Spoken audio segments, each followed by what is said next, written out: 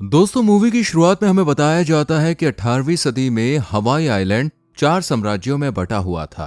Oahu, मोई, कोआई और हवाई। इन चारों ही साम्राज्यों के अपने अपने प्रधान और देवता थे, इसलिए इनमें अक्सर युद्ध होता रहता था। एक दिन इस लड़ाई झगड़े से तंग आकर माउई साम्राज्य का सेनापति कायाना अपने परिवार को लेकर कोई में जाकर बस जाता है और मछलियों का शिकार बनाकर यह पूरा परिवार न सिर्फ अपनी पेट पूजा करता है बल्कि अच्छे से रहता है। लेकिन एक दिन मोई साम्राज्य का शाही दूत कायाना को तलाशते हुए कोई आइलैंड पर आ जाता है, जिसे देखकर कोई के राजा को युद्ध होने का डर सताने लगता है। लेकिन कायाना ने आइलैंड पर पनाह मांगते वक्त उनसे वादा किया था कि इस द्वीप को मोई कबीले से कोई खतरा नहीं होगा। इसी वादे को निभाते हुए कायाना शांति से दूत से बात करता है, जो इसे बताता है कि तुम्हें राजा ने बुलाया है और अगर तुमने मेरी बात को नजरअंदाज किया तो सजा के तौर पर तुम्हारी जुबान काट ली जाएगी और अगर भागने की फिर से कोशिश की तो इस बार माफी नहीं बल्कि मौत मिलेगी। ये सुनकर कायाना अपने दोनों भाई नमाके और नाही से बात करता है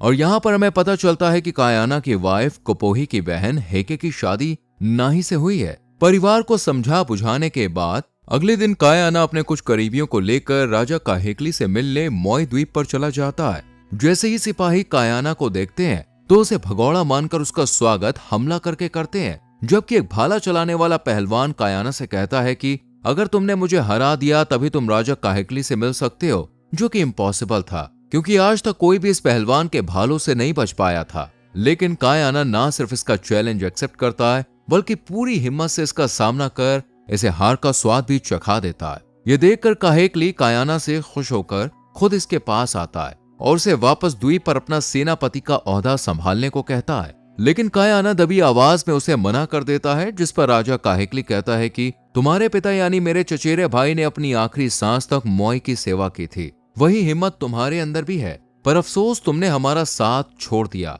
मीटिंग के दौरान कायाना उसे यहाँ बुलाने की वजह पूछता है, जिस पर राजा का खास आदमी बताता है कि पड़ोसी कबीला ओआहू का राजा हम पर हमला करने की साजिश रच रहा है। उसके पास दुगनी सेना है जो मोई का नामो निशान मिटा देगी। इस पर नमाके बड़ी हैरानी से पूछता है कि ओआहू साम्राज्य क्यों हमला करेगा, क्योंकि वो तो काहेकली के साथ हमेशा वफादार रहा है। ये सुनकर राजा का बेटा कुपुले रिवील करता है कि राजा को उसके पुरोहित ने मोई साम्राज्य के खिलाफ भड़का दिया है, इसलिए वो अब हम पर हमला करना चाहता है। ये सब सुनने के बाद भी कायाना इनका साथ देने से मना कर देता है, क्योंकि ये लड़ाई झगड़े में नहीं फंसना चाहता था। लेकिन राजा काहेकली से आज रात यहीं गुजारने और दोबारा साम्राज्य की सुरक्षा के बारे में सोचने को कहता है। कायाना अपनी फैमिली से सलाह मशवरा करता है और परिवार राजा की बात मानने को कहता है, क्योंकि अगर इन्होंने राजा की बात नहीं मानी तो वो इन्हें मार भी सकता था। लेकिन कायाना अपने फैसले पर अटल होकर कहता है कि मैं उस भटके राजा का साथ नहीं दूंगा, वो कई मासूमों की जान का कातिल है। अगली सुबह जैसे ही कायाना नींद से जागता है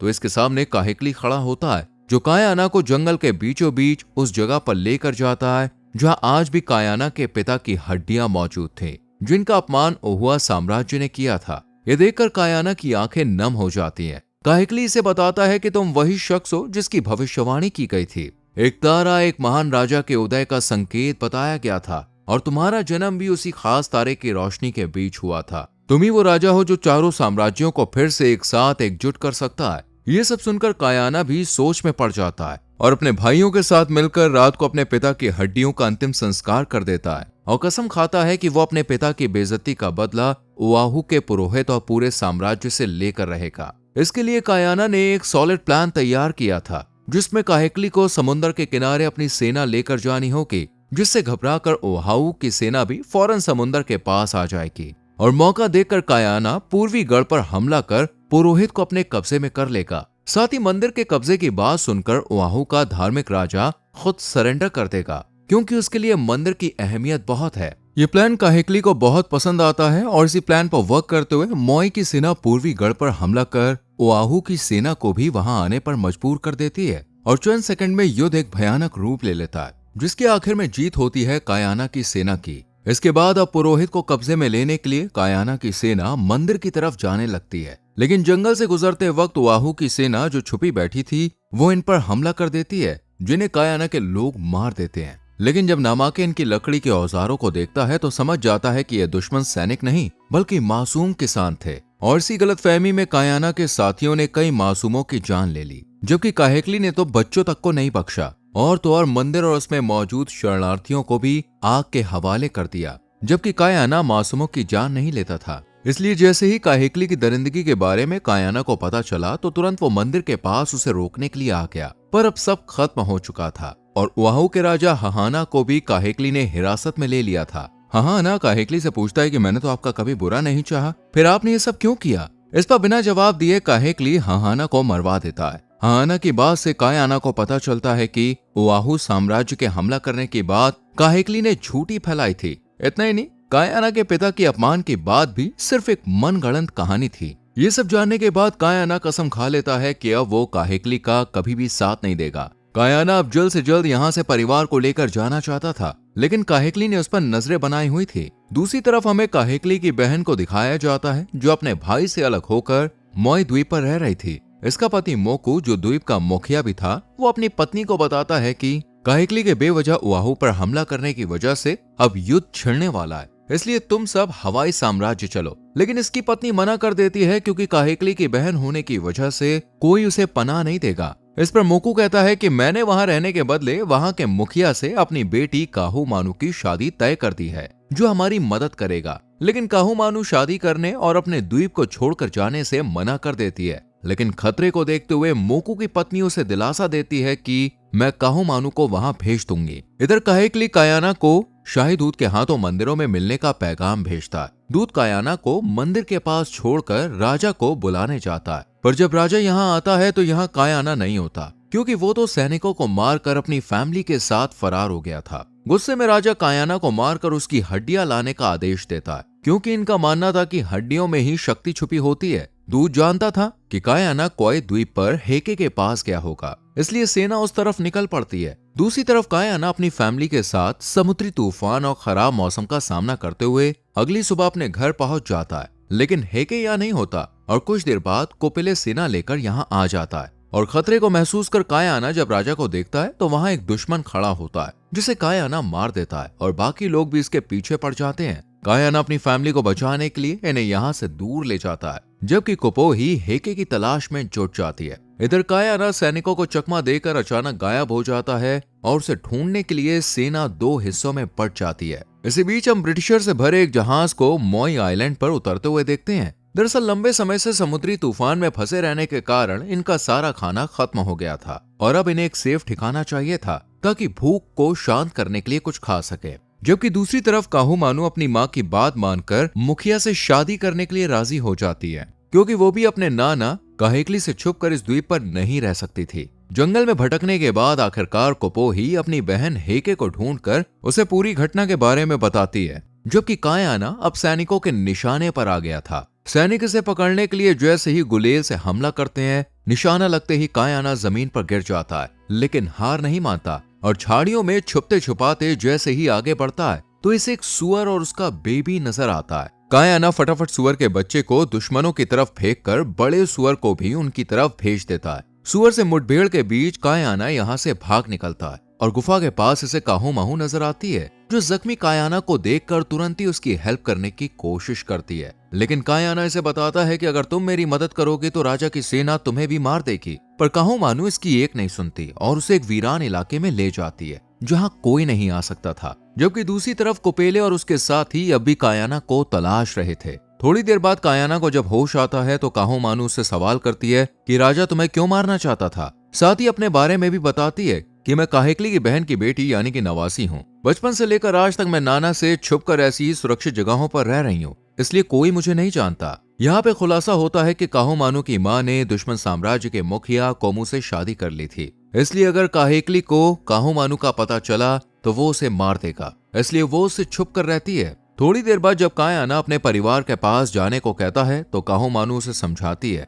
कि एक नाव मुझे हवाई ले जाने वाली है, अगर तुम चाहो तो अपनी फैमिली को लेकर मेरे साथ चलो। कायाना भी इसकी बात मान लेता है और अपने परिवार को लेने के लिए निकल जाता है। इसी बीच ब्रिटिशर्स जो जंगलों में भटक रहे थे उनमें से एक साथी पर कोपेले के आदमी अटैक कर उसका वेपन छीन लेते हैं, जबकि बाकी ब्रिटिशर्स का सामना कायाना और काहू मानू से होता है। अपनी सेफ्टी के लिए मार्ली कायाना को गन पॉइंट पर ले लेता है और काहू मानू कायाना को बताती है कि जरूर ये लोग यहाँ मुश्किलों से बचकर खाने पीने की तलाश में आए हैं, इसी बातचीत के बीच मार्ली शूट कर देता है, पर कैप्टन उसके निशाने को डिस्ट्रक्ट कर कायाना को बचा लेता है। गोली की आवाज सुन कुपेले का आदमी जैसे ही यहाँ पे आता है, कायाना उसे चाकू का निशाना बनाकर मार देता है और ब्रिटिशर्स जल्दी से यहाँ से भागने लगते हैं, जबकि कुपेले गोली की आवाज की तरफ भागा चला आता है। इसलिए कायाना खतरे को देखते हुए काहूमानू को एक निशानी देते हुए उसे तुरंत अपनी फैमिली के पास भेज देता है ताकि वो उन्हें हवाई ले जा सके। इधर ना ही अब लंबे वक्त के इंतजार के बाद खुद कायाना को ढूंढने का फैसला करता है,